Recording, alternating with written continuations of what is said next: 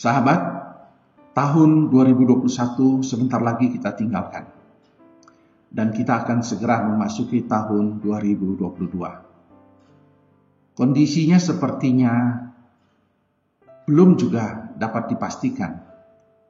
Karena varian demi varian dari COVID-19 masih terus akan bermunculan. Dan hari ini kita mendengar bagaimana Eropa, Amerika diluluh lantakkan oleh varian Omikron. Dan kita berdoa untuk bangsa kita agar jangan terimbas dari situasi ini. Oleh sebab itu, sebagai umat pilihan Tuhan, umat yang percaya, mari kita berdoa untuk keselamatan bangsa kita dan keselamatan bangsa-bangsa dan keselamatan umat Tuhan di seluruh dunia. Hari ini saya mau mengajak kita untuk merenungkan firman Tuhan sebagai pesan tahun baru buat Bapak Ibu Saudara-saudara yang terambil dari Yesaya 40 ayat 31 yang berbunyi demikian. Tetapi orang-orang yang menanti-nantikan Tuhan mendapat kekuatan baru. Mereka seumpama Raja Wali yang naik terbang dengan kekuatan sayapnya. Mereka berlari dan tidak menjadi lesu. Mereka berjalan dan tidak menjadi lelah. Yesaya 40 adalah disebut Deutero Yesaya. Artinya di mana ini bagian kedua dari kitab Yesaya. Dan tulisan ini bersifat prophetic poem atau puisi profetis, puisi nubuatan. Mengapa disebut demikian? Karena bangsa Israel di dalam masa-masa pembuangan yang berat, mereka frustrasi, mereka kecewa, mereka marah mungkin, mereka banyak bertanya-tanya, kapan pembuangan ini, penawanan ini, penyiksaan ini, perendahan ini, kemalangan dan semua peristiwa-peristiwa yang menyakitkan ini akan berakhir. Mereka merindukan pemulihan. Mereka rindu untuk kembali ke tanah perjanjian Tuhan. Dan Yesaya menyampaikan pesan Tuhan, pemulihan itu di dalam Yesaya 40 ini sampai Yesaya 66 itu. Bagian-bagian ini menjelaskan tentang bagaimana Allah sendiri yang akan turun, yang akan campur tangan untuk membebaskan, melepaskan dan memulihkan Israel. Kitab Yesaya sangat relevan dengan kehidupan gereja saat ini. Mungkin kita frustrasi dengan pandemi yang berkepanjangan, kecewa, mungkin kita marah dan sedang bertanya-tanya kapan ini akan berakhir. Maka mari kita berkaca dari pesan Tuhan di dalam kitab Yesaya 40 ayat 31 ini secara khusus.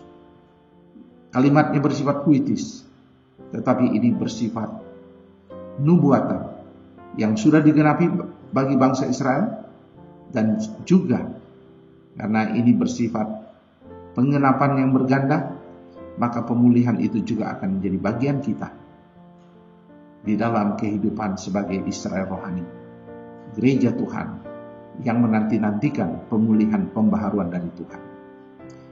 Kalau kita melihat pesan Tuhan dalam Yesaya 40 ayat 31 ini, maka ada 3 pesan yang ingin disampaikan. Bagaimana pemulihan itu terjadi? Tentu Tuhan yang akan mengerjakannya. Tuhan yang akan memulihkannya. Tapi ada 3 pesan. Yang pertama, fokuslah ke atas. Dikatakan orang-orang yang menanti-nantikan Tuhan. Bangsa Israel diharapkan untuk mengharapkan Tuhan. Menanti-nantikan Tuhan berarti menunggu waktu Tuhan. Lewat apa? Bukan pasif, tetapi membuat diri mereka intim dengan Tuhan. Intimacy with God. Jadi ketika kata menanti-nantikan Tuhan, itu dimaksudkan kita memfokuskan diri ke atas, yaitu menikmati dulu hadirat Dia, enjoying His presence.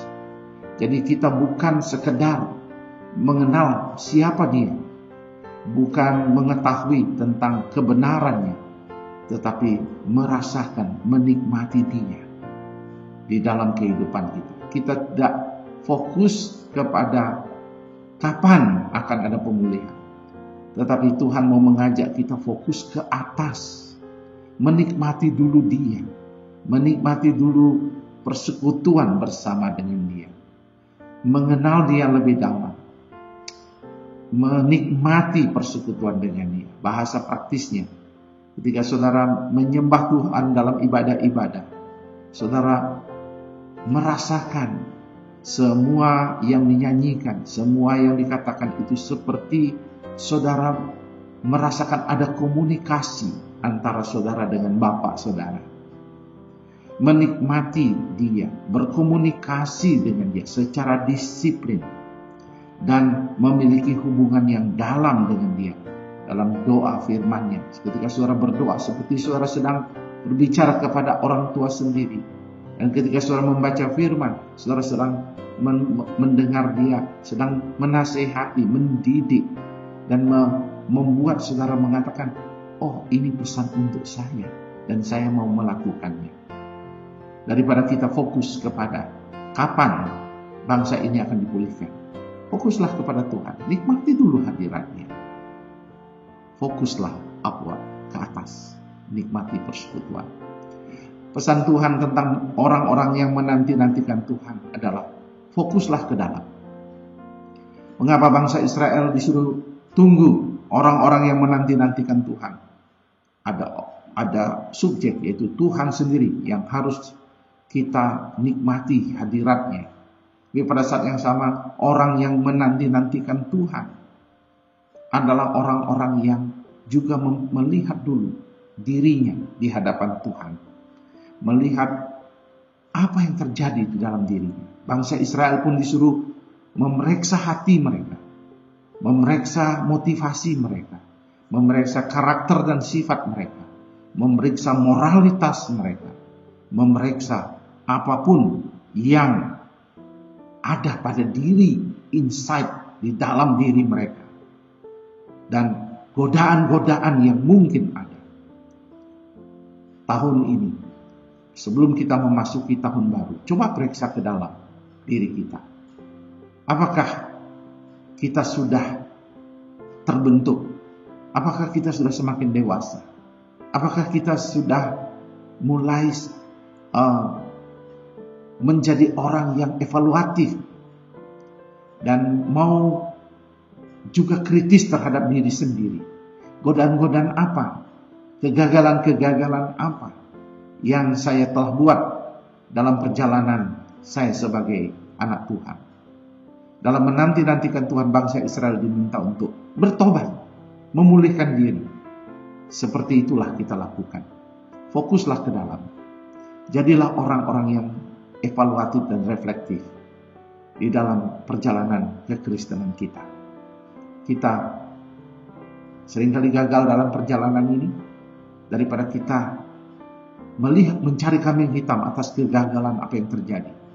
Kita memeriksa diri kita sendiri. Fokuslah ke dalam. Dan pesan Tuhan yang ketiga adalah fokuslah keluar. Orang-orang yang menanti-nantikan Tuhan, dikatakan di sini, akan mereka seumpama raja wali yang naik terbang, yang dengan kekuatan sayapnya mereka berlari dan tidak menjadi lesu, mereka berjalan dan tidak menjadi lelah. Untuk apa menjadi raja wali yang hebat? Apakah untuk dirinya, untuk kehebatannya, supaya dia tidak lesu dan dia mampu hebat dan tidak menjadi lelah? Untuk apa raja wali itu hebat? Inilah bahasa kiasan untuk menggambarkan kehebatan mereka untuk menjadi alat kesaksian. Kedahsyatan mereka untuk menjadi berkat bagi bangsa-bangsa. Raja wali mengingatkan kekuatan itu datang daripada Tuhan, dan kekuatan itu dipakai untuk melayani dan memikirkan orang lain. Maka di tahun 2022, daripada kita memfokuskan kepada pergumulan, memfokuskan kepada penyakit, memfokuskan kepada pandemi ini, berita-berita yang menakutkan. Fokuslah untuk melayani. Fokuslah untuk menjadi berkat bagi gereja. Fokuslah untuk berkata, saya mau berkomitmen untuk lebih lagi melayani Tuhan. Dan saya mau arahkan pandangan saya. Karena ketika saya melayani, Tuhan akan melayani saya. Ketika saya memberi, Tuhan lebih lagi memberi saya. Ketika saya memberkati orang lain, berkat Tuhan jauh lebih besar datang kepada saya. Hanya dengan memfokuskan diri keluar, maka saudara akan menemukan pembaharuan dan pemulihan dari Tuhan. Pesan Tuhan dalam Yesaya 40 ayat 31 jelas.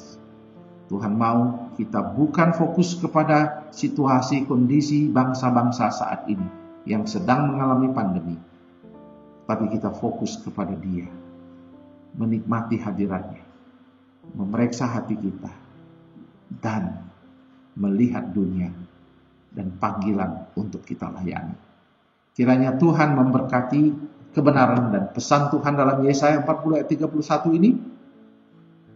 Selamat tahun baru, memasuki tahun 2022 dengan kekuatan dan pemulihan dari Tuhan. Shalom.